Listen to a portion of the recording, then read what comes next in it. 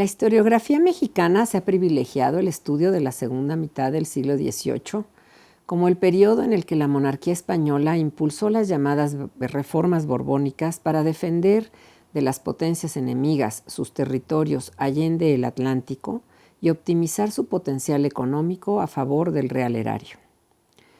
Se ha afirmado que la instrumentación de estas en los virreinatos americanos y sus consecuencias fueron en mucho detonantes de los movimientos de independencia que se desarrollaron en las primeras décadas del siglo XIX. Específicamente, el movimiento que culminó con la independencia de México se suele considerar como reacción de la sociedad mestiza a las reformas. Eric Van Jong, dedicado a la investigación de la sociedad novohispana en la segunda mitad del siglo XVIII, ofrece algunas conclusiones derivadas de sus investigaciones a propósito de las reformas instrumentadas por los monarcas Carlos III y Carlos IV. El doctor Van Jong sostiene que fue una constante el que los monarcas borbones en España, Francia y el sur de Italia se mostraron aliados durante el siglo XVIII, mientras que Inglaterra y Holanda constituyeron una amenaza, en especial para sus territorios en América y en Asia. Sugiere que a las causas inmediatas del movimiento impulsado por Hidalgo, identificadas por el historiador Lucas Alamán, se deben añadir otras de mayor alcance temporal que permiten concluir que la independencia era inevitable. En la Nueva España hubo, en efecto, numerosos factores previos que propiciaron tensiones sociales y económicas en los espacios rurales del centro del virreinato, los cuales pueden considerarse antecedentes de la insurgencia que culminó con la firma del Acta de Independencia bajo el liderazgo de Agustín de Iturbide. Apoyado en sus libros publicados en fechas recientes, Eric Van Jong expone las tensiones y manifestaciones de resistencia de la población de origen indígena que habitaba en el centro de México.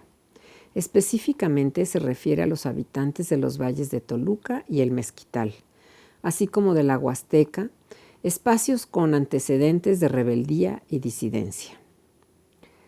Sobre las epidemias, la enfermedad y la muerte en los espacios rurales en esa época, recuerda también el historiador norteamericano las afirmaciones de Enrique Florescano en su clásico libro de 1969, Precios del maíz y crisis agrícolas en México entre 1708 y 1810. A manera de homenaje, nosotros debemos mencionar a su contemporánea Elsa Malvido, quien asumió como principales objetos de estudio las epidemias, las enfermedades y la muerte en el periodo virreinal. Van Jong afirma que en algunas regiones los indígenas se enfrentaron a los dueños de ranchos y haciendas por la posesión de la tierra. Nosotros añadimos que en muchas regiones también fueron frecuentes las diferencias y enfrentamientos entre pueblos por razones de linderos y de invasiones de sus fundos legales. Otro elemento de comprensión que menciona Van Jong es la diferencia de los destinatarios de los productos agrarios. Los indígenas orientaron su producción al autoconsumo y al mercado local. Los dueños de ranchos y haciendas la destinaron a los mercados interregionales y aún a los de más allá de los litorales americanos. En adición a las disputas por la tierra, otra causa de inconformidad de los indígenas fue la baja de los salarios reales a partir de 1750. Un motivo más de tensión en las comunidades de los naturales fue el comportamiento de los curas párrocos. Muchos de ellos desconocían las lenguas de sus feligreses. Otros exigían con intransigencia el pago de emolumentos por la impartición de los sacramentos. También avanzado el siglo aumentaron las diferencias relativas a la organización de las prácticas festivas para venerar a los santos. A esto finalmente se sumaron los malestares de los naturales por las políticas fiscales de la monarquía aplicadas a la tasación y cobranza de los tributos. En la segunda parte de su conferencia, Van Jong ofrece un compendio sobre las principales reformas derivadas de las tendencias autocríticas de los letrados en el mundo hispánico, concebidas estas principalmente por tres ministros: José del Campillo y Cosío, Pedro Rodríguez de Campomanes y Gaspar Melchor de Jovellanos, que abarcan la segunda mitad del siglo XVIII, y quienes representaron en su tiempo el rostro ilustrado de la monarquía española.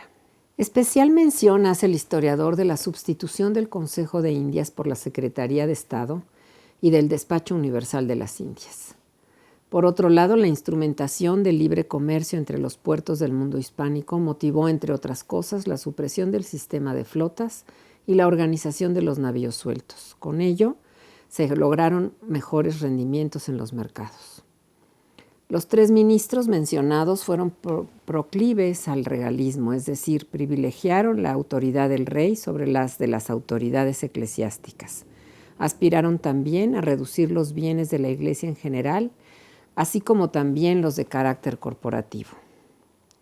Como otros historiadores lo han mencionado en este ciclo de conferencias, algunas medidas dispuestas por la corona incrementaron la producción de minerales en la segunda mitad del siglo XVIII, pero también las exigencias del erario. Van Jong menciona la organización del ejército permanente en el virreinato, la visita de José de Gálvez y la expulsión de los jesuitas, que, entre otras cosas, afectó la educación que recibían los jóvenes de las clases acomodadas. Frenó las tareas misionales en el noroeste del territorio, así como el reconocimiento y la sedentarización en territorios septentrionales. En relación con estas repercusiones en los distintos sectores, el historiador expone lo que en los años 60 dilucidó Romeo Flores Caballero en su libro La contrarrevolución en la independencia, a propósito de la aplicación de la Real Cédula de Consolidación de Vales Reales de 1804. Para concluir, Van Jong cita las investigaciones de David Brading relativas a la cultura de los criollos y a su sentimiento patriótico manifiesto entre las élites afines a las corrientes intelectuales europeas ilustradas. Podemos nosotros afirmar que este sentimiento de amor patrio acorde a la Ilustración se extendió más allá de las élites criollas a través de los prelados, los curas, párrocos y los funcionarios locales, así como por medio de las instituciones pías de distintos grupos de la sociedad criolla, entre ellos la Real Sociedad Vascongada de los Amigos del País. Hubo europeos y americanos, sacerdotes, militares, catedráticos de la Real Universidad, abogados de las Reales Audiencias, alcaldes mayores, comerciantes, labradores y mineros, quienes a través de su liderazgo e iniciativas ejercieron influencia en la población menos favorecida y fomentaron en ella sentimientos de identidad y amor patrio a través de espacios de socialización, tales como las escuelas públicas gratuitas, la catequesis y la predicación en las parroquias por el clero ilustrado. Quedan muchas asignaturas pendientes en relación con la explicación de los movimientos de insurgencia que culminaron con la consolidación de la independencia. A lo expuesto por el Dr. Van Jong, deberemos sumar las tesis expuestas en las conferencias de la próxima cuarta parte del programa que organizamos dentro del ciclo México 1521-1821, se forja una nación. Los dejamos con la conferencia del Dr. Eric Van Jong. Muchas gracias. Eric Van Jong es maestro y doctor en Historia por la Universidad de California en Berkeley. Su campo de investigación se ha centrado en la historia colonial y latinoamericana del siglo XIX, particularmente en México. Sus intereses temáticos incluyen historia rural, movimientos campesinos y violencia política, historia cultural e historiografía. Fue profesor en la Universidad de California en San Diego de 1983 a 2015, donde presidió el Departamento de Historia de 2000 a 2004 y decano interino de Artes y Humanidades de 2008 a 2009. Es autor o editor de una docena de libros. Es profesor emérito distinguido de Historia en la Universidad de California, San Diego, y miembro correspondiente de la Academia Mexicana de Ciencias y de la Academia Mexicana de la Historia. La Conferencia de Historia Latinoamericana le confirió el Premio al Servicio Distinguido en 2018. En Estados Unidos ha sido merecedor de las becas de la Fundación Tinker, el Fondo Nacional para las Humanidades y la Fundación Guggenheim.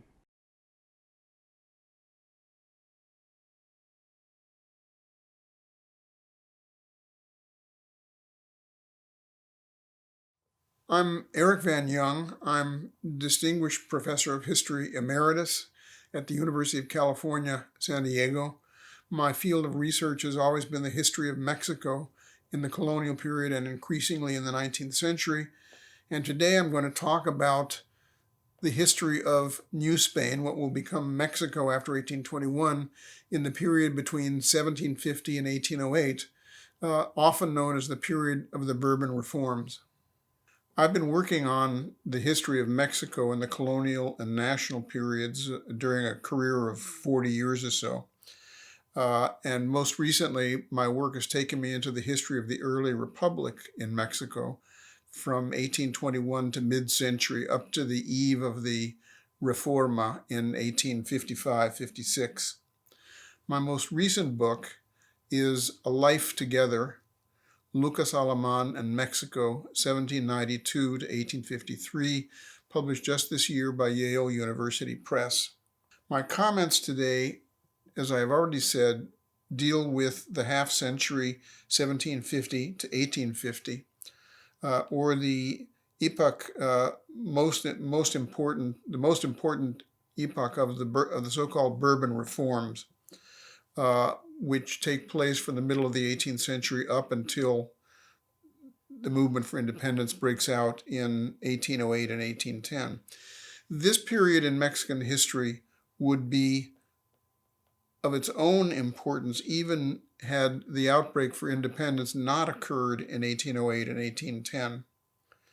It saw efforts of the Spanish imperial crown to reform the economic, political, and to some degree the cultural life of New Spain, that is to say today's Mexico. And these efforts at reform, known historically as the Bourbon reforms for the reigning dynasty in Spain and then in the Spanish Empire, were kicked off by a desire for defensive modernization of what had become a rather creaky empire that, of course, embraced Spanish South America, the Philippines, a number of Caribbean islands, and Spain itself, and other odd appurtenances.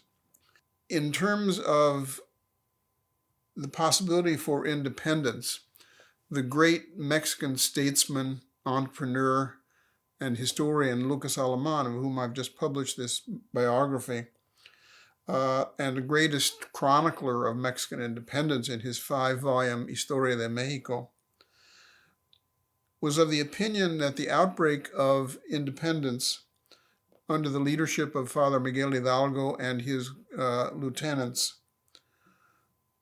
was produced by a series of short-term circumstances, including the invasion of the Iberian Peninsula by the forces of Napoleon Bonaparte in 1808, and his seizure of the Spanish throne in that year, on which he placed his brother Joseph Bonaparte, who would remain there until the expulsion of the French by a combined force of Spanish guerrilla fighters and British troops led by the Duke of Wellington in 1814. Alamán thought that independence, even though it was kicked off by these singular immediate circumstances, was really inevitable.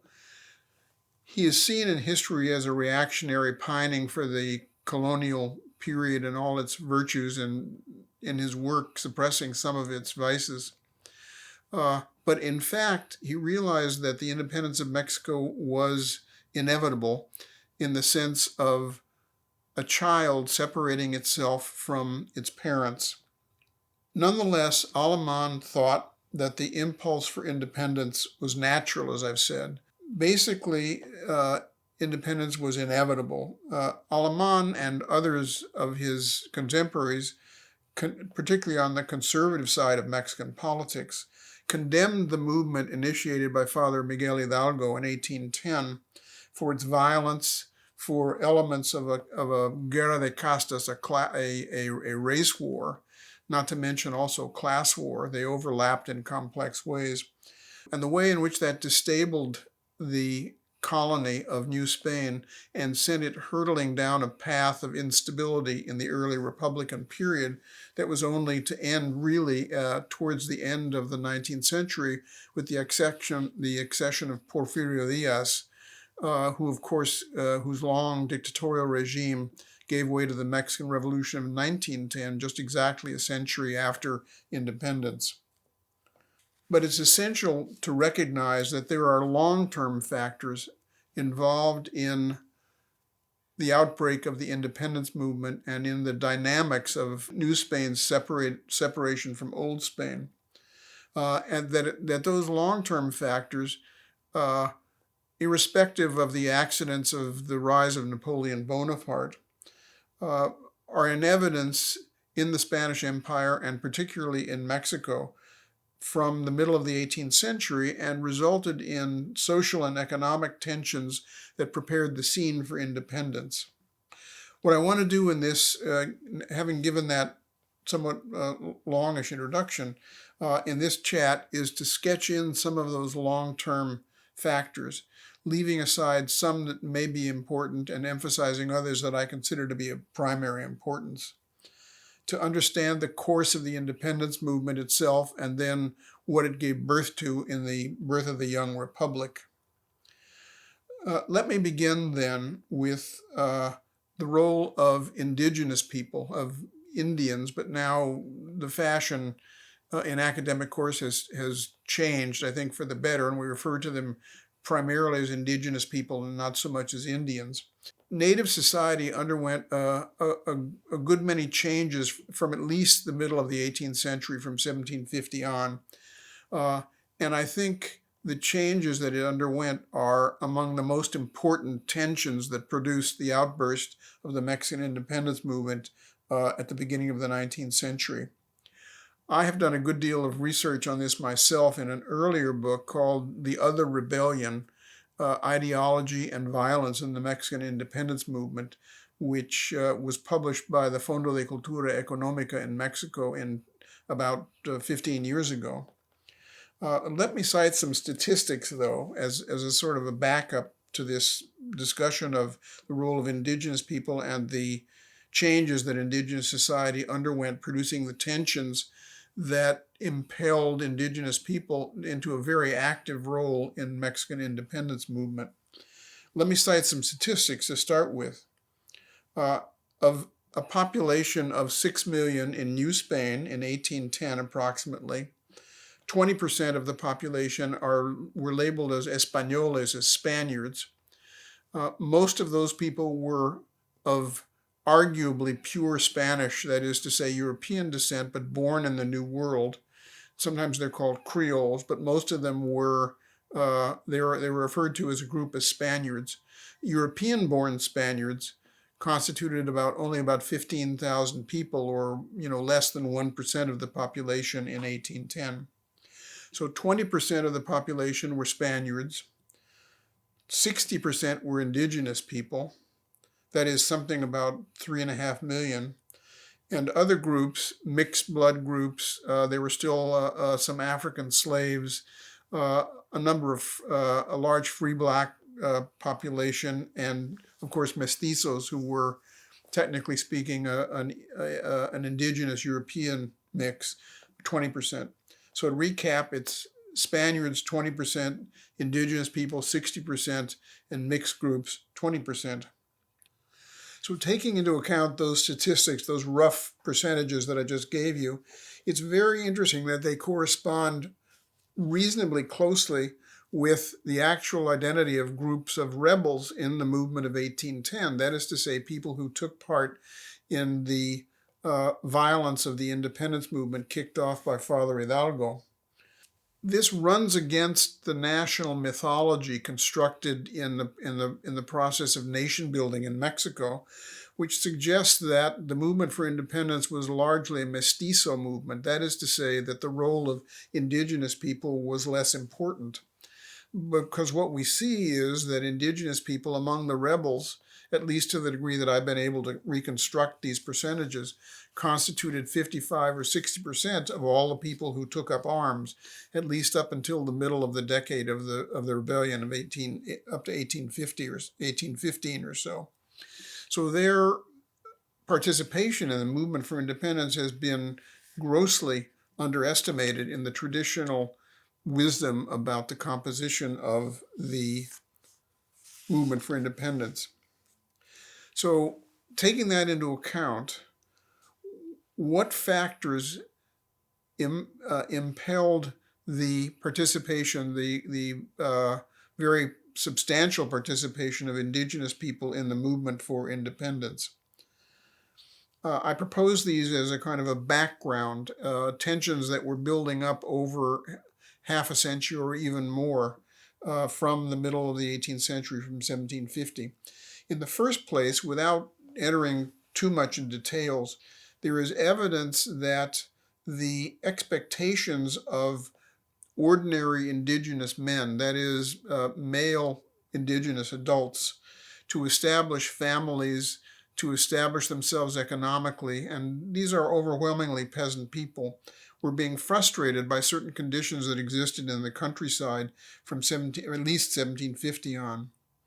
The situation basically had to do with a scarcity of farmable land and with the tendency for haciendas, that is, large rural estates, to take over farmlands to produce commercial surpluses to feed mines and cities. So there is and this is a constant throughout Mexican history, the conflict, the tension between peasant agriculture and villages and non-peasant-owned large rural estates, some of which could be very big, the traditional hacienda. Well, what I'm suggesting here is that for indigenous males to establish themselves, to marry, for one thing, to have families, to follow the traditional life course in their villages, in their religious life, and in their family life, and to establish themselves economically, it was necessary that they have land to farm, and that was becoming increasingly scarce and pressured upon by commercial agriculture from the middle of the 18th century.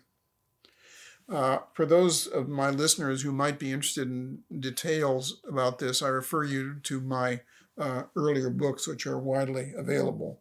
This situation affected a large proportion, it's difficult to say how many, but a large proportion of the indigenous population. But its weight exclusively can't account for their participation in as soldiers in the rebellion. Another factor of dissonance, or let's say discordance, within the indigenous population of the thousands of pueblos of Mexico at that time was a certain tension between villagers and their religious pastors, their priests, their village priests and curates. The village priests who attended their flocks, as they called them, their flocks of sheep, their rebaños is the Spanish term, which primarily were these people, these indigenous campesinos in the villages.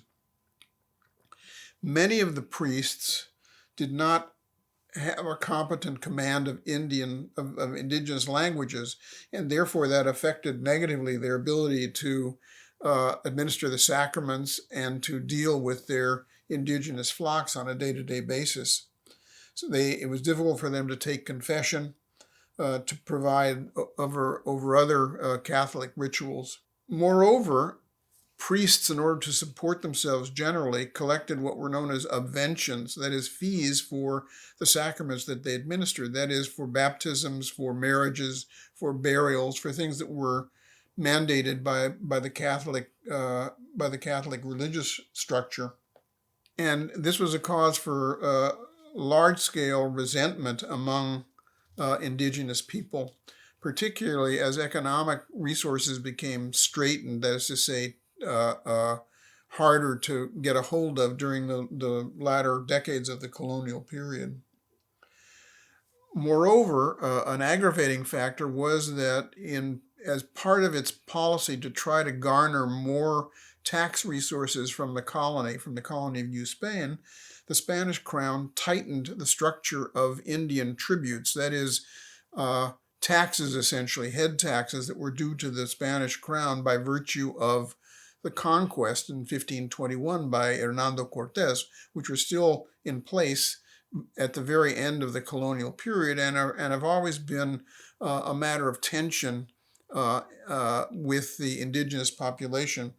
What happened was that in the later colonial period, the crown, in order to harvest more resources, eliminated a lot of the traditional exemptions for certain groups within the indigenous population, so that the overall weight of the tributary obligation increased, and along with the issue of the priests, this was a major point of resentment among indigenous people.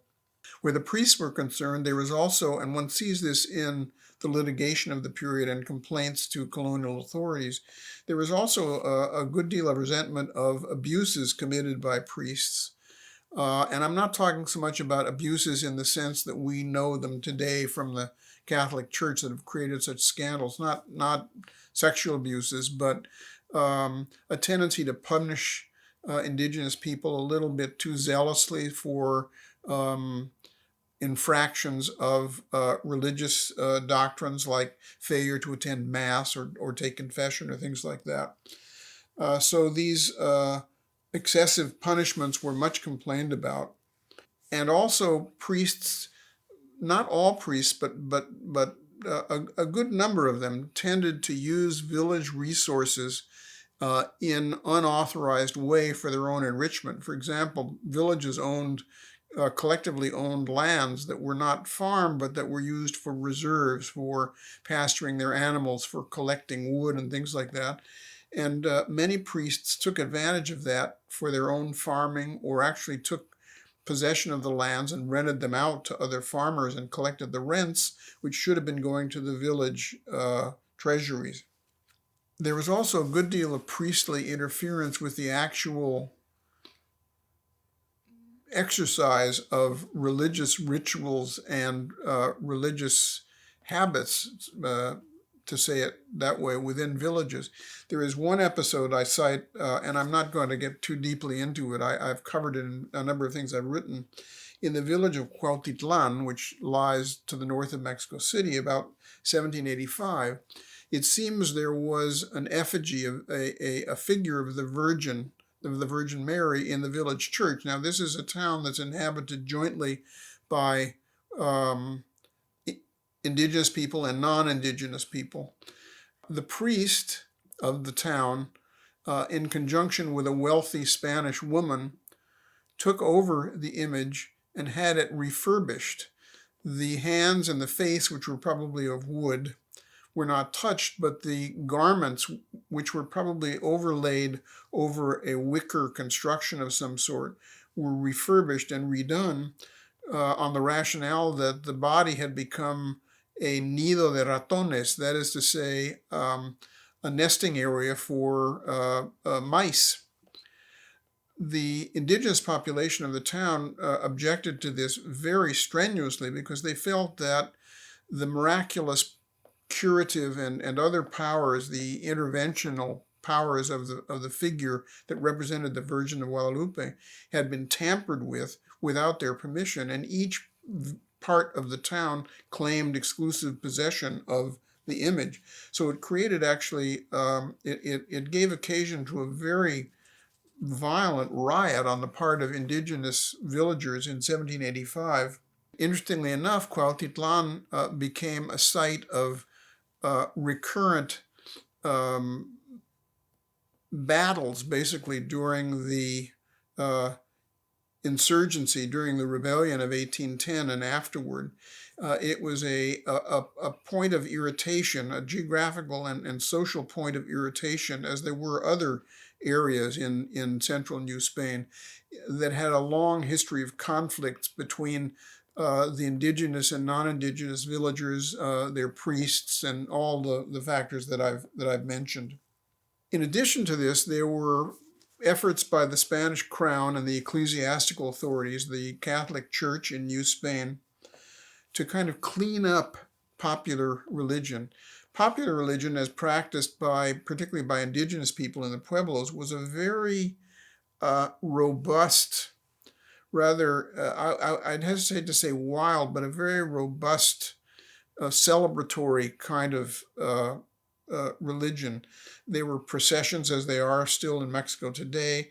They were associated with a good deal, in some cases, of drinking and gambling and other popular pastimes. That didn't make them any less religious, but they were considered by the church authorities to be irreligious and actually sacrilegious in some ways.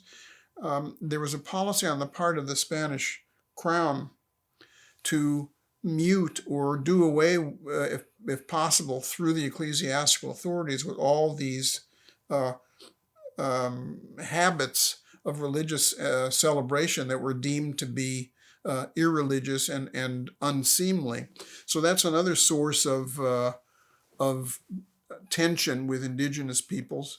Also, there were a whole group of indigenous cults, popular saints, unauthorized chapels in the countryside, and things like that that the Spanish crown, through the ecclesiastical authorities, tried to suppress.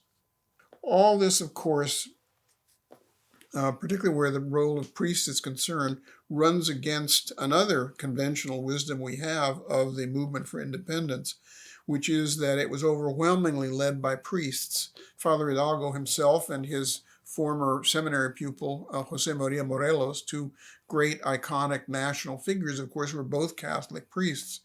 But my own research has indicated that 80 or 90% of all the parish priests in the country either refused actively to participate in the rebellion or fled to Mexico City or other strong points in the countryside to get out of the way of the rebellion.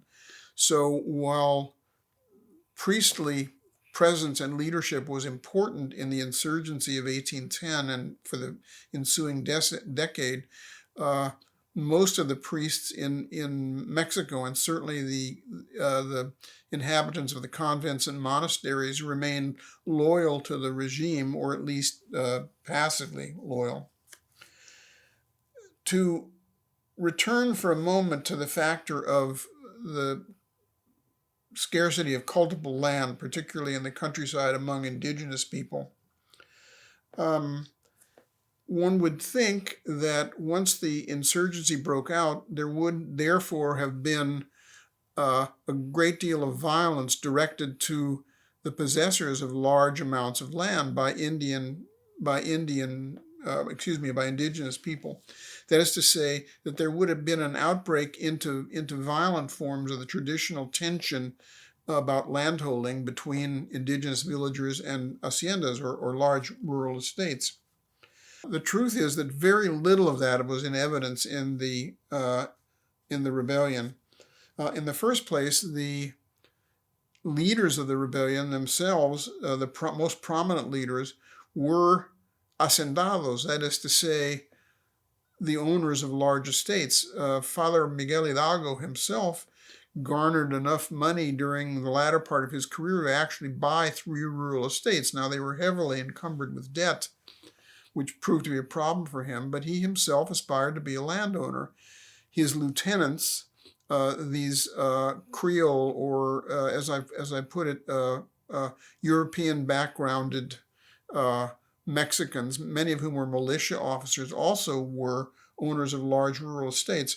So these people were not inclined to encourage attacks by their followers upon the structure of large-scale landholding. Then, too, there is the fact that rebels rarely held single areas long enough to engage in some program, some ad hoc program of land redistribution, of land reform. They simply didn't have the opportunity.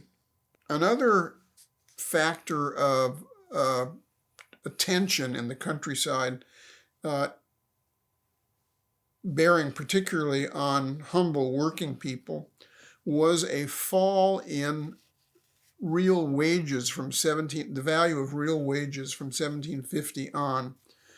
This is a complicated issue in economics, but basically what happened is that between 1750 and 1810, the purchasing value of wages that rural people owned working on haciendas or laboring in some other form fell by 25%. So when you get all these other tensions, the priestly fees, the reforms in the tributary structure, the scarcity of land, the fall in real wages, you basically have not immiseration, not widespread terrible poverty, but a good deal of economic pressure in the countryside. On top of all this, there also occurred a number of harvest failures in the latter part of the 18th century. These have been the history of them, very vividly painted by the great Mexican historian Enrique Florescano. There were harvest failures almost on a regular decennial basis.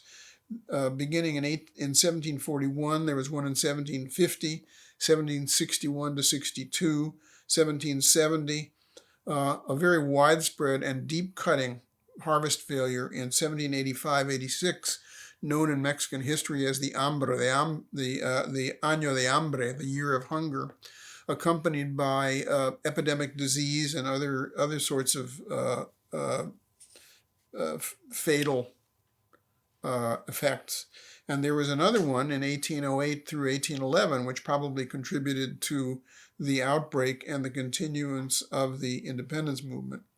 Where all these tensions on the indigenous people converged, one has areas in the country of repeated intense rebellious activity. That is to say, villages or regions that saw recurrent, particularly strong episodes of violence during the decade of the insurgency from 1810 to 1821. Among those were the valleys of Toluca, the Mezquital Valley to the north and slightly east of Mexico City, the area known as the Huasteca towards the northeastern part of the country, and the persistence of the insurgency, despite the counterinsurgency efforts of the regime, was particularly strong in these areas. Now, I want to move on to another major factor that I've distinguished and that I want to talk about in these remarks, which is the Bourbon reforms, which I've already mentioned. There is very little evidence that I've found, and I've looked into this about as deeply from the bottom up as a historian, as a social historian in my work on the independence period. I've looked into it about as deeply as any historian, and I have found that there is very little evidence of a common ideological bond between common people, humble rebels, and the ideologues, and certainly anyone who espoused independence, an open and complete break between New Spain and Old Spain. There simply is very little of a bond or connection between those groups.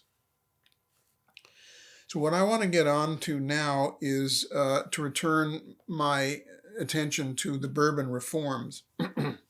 This was a series of measures, of political measures, sent out from Spain. It was not so much part of a coherent program as part of a general tendency to, as I mentioned before, reform the rather creaky Spanish Empire, particularly with the idea of defensive modernization, and particularly against the British Empire, which formed the enemy of Spain and France during much of the Napoleonic period. The Bourbon reforms, as I mentioned, were named for the Bourbon dynasty, which ruled in Spain and the Spanish Empire from 1700 on, which replaced the older Habsburg dynasty, which had taken control of Spain and the Spanish Empire in the early part of the 16th century. These reforms, which I'll mention in a moment, but not in any detail, primarily affected the elite groups in New Spain, including colonial officials, the high churchmen, but also village priests to some degree, landlords, and other people, generally speaking, who were part of the group of Spaniards who were the wealthy and powerful in the colony. But they also affected indirectly humble people.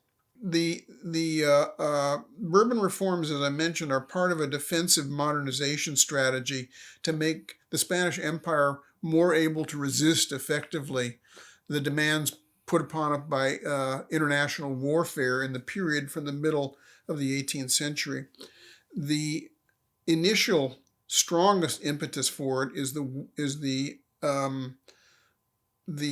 what is known in the United States as the manifestation of this period of almost continual warfare in Europe that extended to its colonial possessions was the 7 Years' War between 1756 and 1763, which really spilled over internationally and affected Spain, particularly in its Caribbean colonies. And one thing that happened was that the British, which of course were the dominant, or came to be during this period, the dominant maritime power, captured Havana in Cuba, which was a Spanish colony, and a very important one because it was a sugar-producing colony, as the French colony of Saint-Domingue, which later became Haiti, was also. The British captured Havana in 1761 and instituted a period of relatively free trade in which Havana flourished, and the trade in Cuba and from Cuba out into the rest of the Caribbean flourished, as opposed to the much more restrictive mercantilist Spanish policies that had prevailed for 250 years. And this brought to a realization to the authorities in Spain that some sort of modernization and refurbishment and policies more in line with Enlightenment thinking were called for. As I've said, it's not precisely correct to think of the Bourbon reforms as a coherent policy sat down by high officials in Spain at a table and mapped out in some kind of outline over a short period and then applied. It was really much more piecemeal and ad hoc and responded to situations, and some of its elements, in fact, were mutually contradictory. But in general, it was influenced by the European Enlightenment, which of course we know is the very important intellectual trend and scientific one and political one in all aspects of life in Europe from the 17th century on. The great European thinkers or the great Spanish thinkers who furnished the ideological and programmatic background for these reforms that hewed fairly closely to the European Enlightenment in terms of modernization were known in Spain as the tratadistas, that is to say, the writers of treatises, since they were all high Spanish officials in Old Spain who held various government posts at various times and wrote about the problems facing Spain and its empire. The three most important and well-known of these were José del Campillo y Cosillo, Pedro Rodriguez, who was also known as the Conde de Campomanes, a titled nobleman, and Gaspar Melchor de Jovellanos. Of Jovellanos, I might point out, there is a very famous portrait by the painter Francisco de Goya. All of these men were active between 1730 and 1810, approximately. They were all of fairly humble origins, which sometimes created problems with a government in Spain dominated by noblemen, as the governments in most of Europe were. It's not my intention to enter in details about their thoughts. I'm just going to suggest some of the general lines. They all believed that, and this is somewhat of a paradox because, of course, the Spanish Empire was famous for the treasure that it produced in mining areas in Peru and in Mexico particularly, flooded the world with silver for the better part of several centuries, and in fact has been seen to be behind the development of modern capitalism, since it greased the wheels of commerce and early forms of industrialization. But all these men thought, and this again is something of a paradox, that the silver that poured out of Peru and New Spain, in fact, had been a curse because it retarded the development of domestic industry in Spain. Or in the words of one of them, Spain was converted into a canal through which the products of its mines and the wealth of the Indies, that is to say, the Spanish realms of the New World, were distributed through the rest of Europe. Basically, what Spain did with all this silver was, rather than develop its own domestic industries, was to buy industrial products from England, from France, from the Low Countries. Adam Smith and David Hume, the great Scottish philosophers and political economists, reached the same conclusions. And the man I mentioned as one of the great statesmen of the early Republican period, Lucas Alamán, also basically wrote about the same issue. In other words, that the abundance of silver and wealth in the New World had not been a blessing, but in the long run had been a curse. The Tratadistas, these three men and other men who supported their thinking, also were in favor of a freer system of commerce. They had seen its benefits in British policy, and they believed in reforming the old system mercantilism, in which international trade and the accumulation of wealth were seen as a zero-sum game, so that if Spain had more, some other country had less, but that through commerce and industrialization, wealth was infinitely expansible. And they believed that Spain should have its share of that by reforming its economy and the economy of its New World dominions. They also, all three of them, criticized the economic and political influence of the Catholic Church, its territorial, its land possession. They felt, and the church owned enormous amounts of land for various historical reasons in Spain and in its American dominions, but they felt that these great expanses of land were not farmed efficiently, that they were used primarily as a source of passive income, of what an economist today would call rentier income. And that should the church be divested of these resources, or at least forced to work them more efficiently, the economy as a whole would benefit.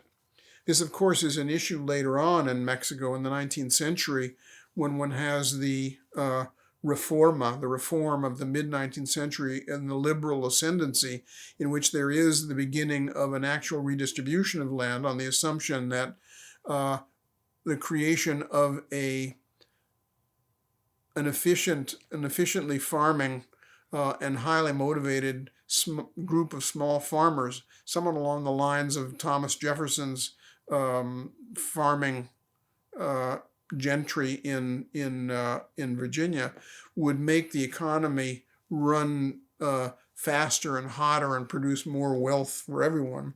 And the main victim of that would have been the church, but also the communal possessions of indigenous villages. Ironically enough, the people who were meant to be benefited by the development of the economy would be some of its first victim, but that's a story that lies well beyond the end of our story. They believed that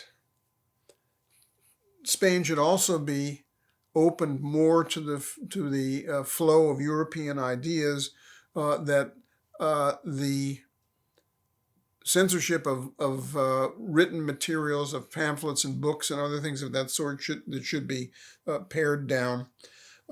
And they criticized what they saw as the spirit of the anachronistic spirit of conquest and reconquest, of course, that had grown up so much in Spanish history and overflowed into the mentality, as it were, of the dominant groups in the New World.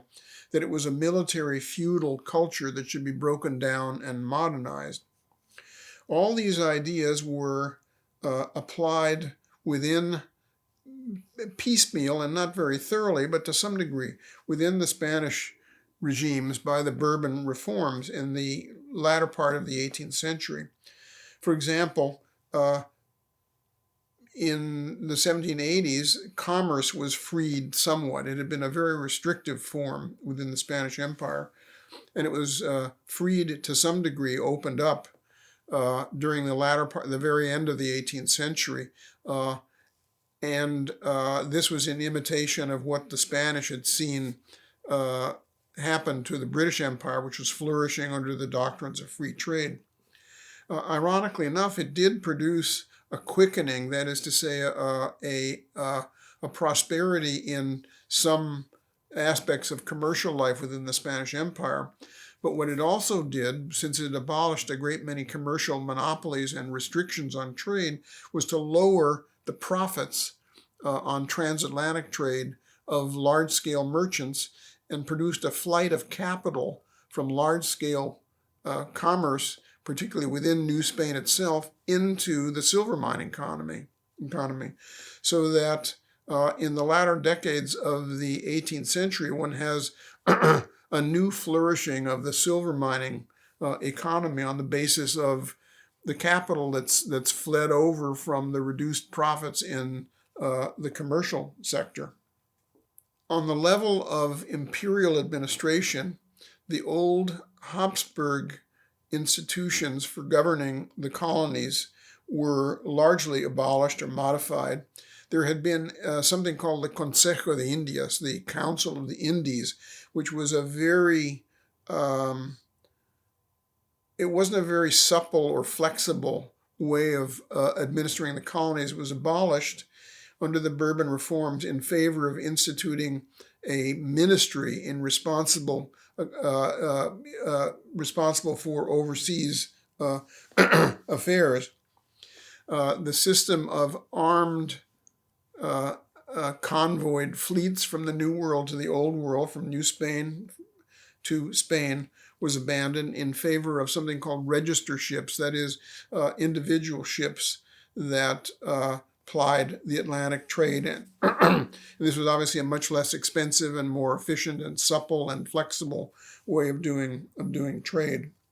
Another policy of the Bourbon reforms, which has been seen traditionally as one of the grievances of Mexican Spaniards among those who opted for independence, was what could be called the decreolization of the upper forms of power and office in the colonial government and in the church.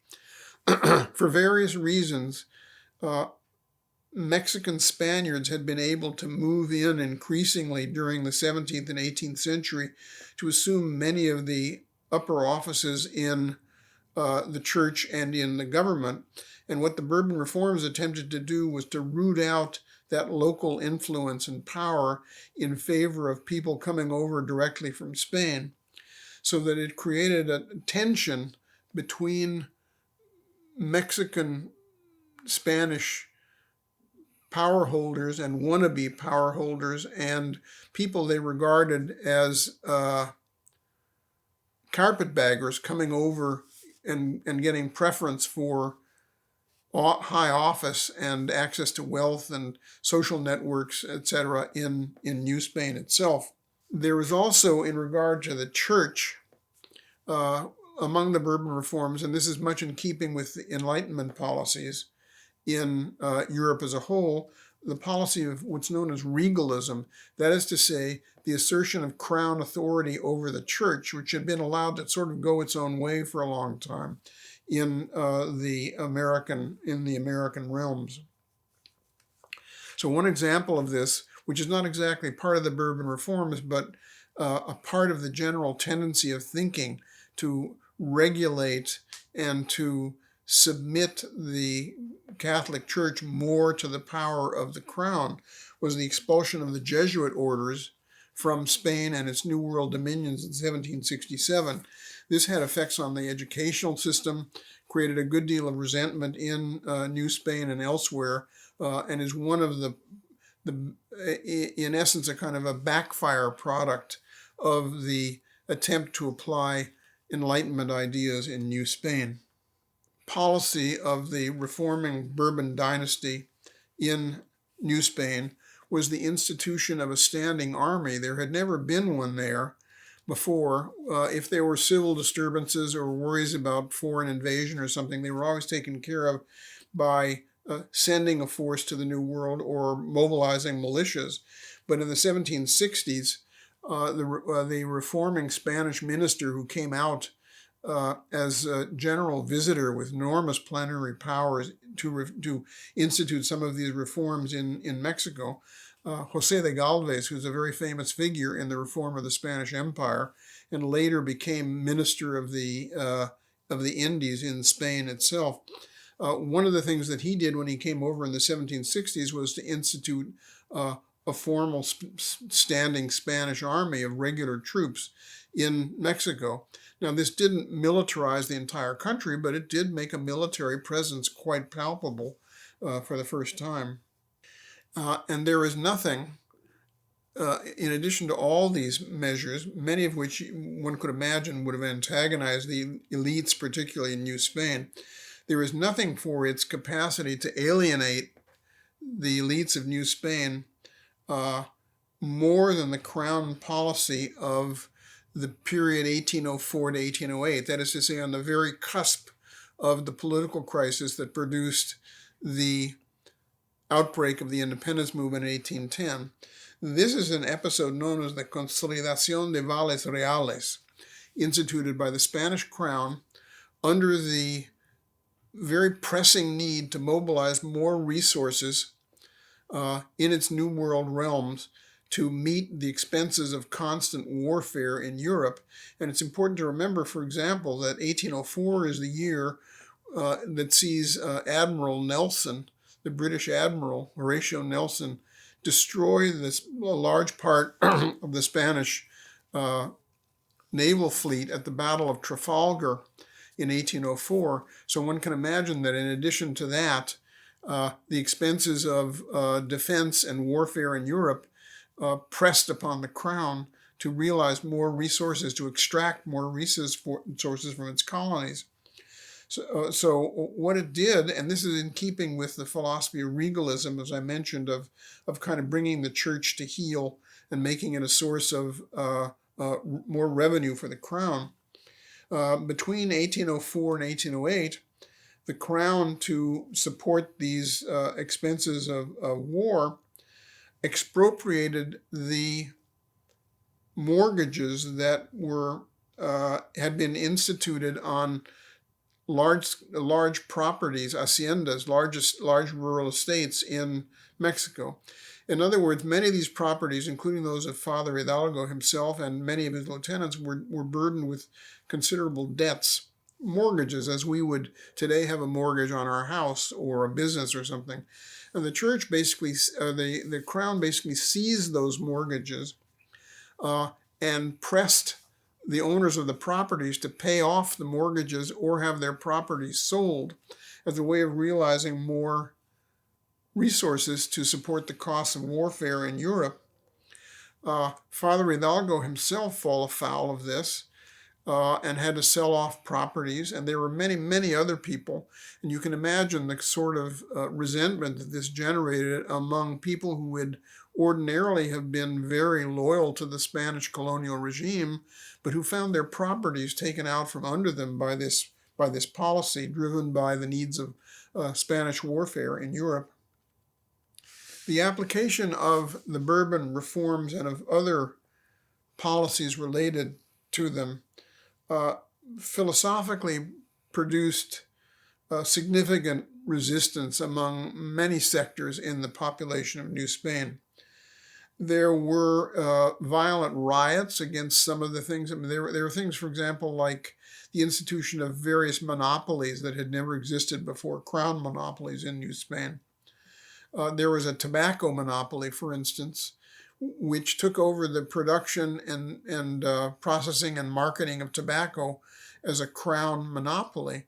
And this was one of the major sources of income in the New World and affected everybody.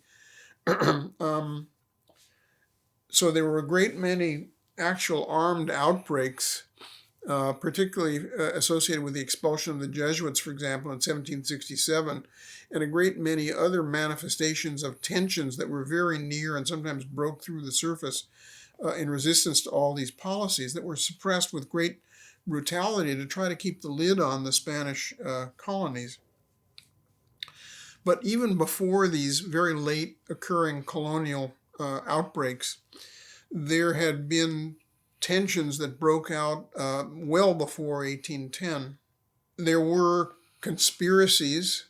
These are some of the immediate circumstances that Aleman and others ascribed to the outbreak of independence. There were a number of conspiracies in beginning in the 1790s, really, and going up to 1808, to either loosen the reins of Spanish authority and make New Spain more autonomous within the imperial structure, or to strike for independence completely. But there are also, much earlier in the century, signs of tension and the outbreak of violence. There were riots and local rebellions, principally carried out by indigenous people in very localized forms, beginning more or less about 1760. These had always existed, but they accelerated from the middle of the 18th century on. Their morphology suggests that they were in response to all the factors that I've mentioned, the institution of monopolies, price rises, the generally weakening position of humble people. And these rarely reached anything on a regional basis beyond one or two pueblos. But their rhythm of occurrence was growing in the late 18th century. To give you some examples, about mid-century, about 1750 or so, there were 3 or 4 of these things a year, riots, basically. They grew to the number of about 15 or so between 1801 and 1805. And then between 1806 and up to September of 1810, when actually independence breaks out under Hidalgo's leadership, they grew to 20. So one can see an ascending curve of these sorts of outbreaks related to the tensions in, particularly among indigenous people. Finally, to conclude, beyond all these factors of these stress factors in New Spain that I've tried to sketch in, there was an ideological impulse among the elites that the great British historian of Latin America, David Brading, has called Creole patriotism. That is, it was a presage, an early form of what would come to be nationalism after independence, of a strong feeling of patriotism towards the fatherland. In this case, what would come to be Mexico, of a growing, or at least the hints of a nationalist sensibility and a sense of lo mexicano, what it meant to be Mexican and not a colonial. And this was to grow, of course, during the 19th century. It was in these forms of patriotism and of nationalism were in the air in the Atlantic world of the 18th century. And they were of a piece with much of the writing of political writers and philosophers in the European Enlightenment, about the pacts between monarchs and people. In other words, that the loyalty of any given people to its monarch was predicated on a sort of reciprocal arrangement in which the monarch sought the best interests of the people and the people paid their taxes and owed loyalty to the monarch. And if that pact was broken or violated, then essentially sovereignty could revert to the people. And this was a doctrine much in evidence in the 18th century. The self-determination of peoples, of nations. These concepts filtered into New Spain notwithstanding the efforts of the church and the crown to censor material coming into the colonies. A very vivid example of this is the reading of Father Miguel Hidalgo himself, his last parish in the town of Dolores, which was from where he launched the independence movement in 1810, was called Francia Chiquita, that is to say, Little France, because of his probable reading of many of the French philosophes and writers of the Enlightenment people. Probably, we don't know for sure, but probably people like Rousseau and the authors of the French Encyclopedia and other rather freewheeling political philosophers of the period. And in the last decades of the century, of course, we have the Anglo-American and French revolutions. The revolution in the U.S. was important because it showed that an anti-colonial movement could attain complete success. And the second, because of course it initiated the chain of events that led to the movement for the outbreak of independence in Mexico and the other Spanish colonies. And finally led to the independence of those colonies and the emergence of the nation states in Spanish South America and in Mexico. That concludes my remarks. They are based, of course, upon an essay that I was commissioned to write by the Banco Nacional de México for a book dealing with the history of Mexico from its earliest times until 1821.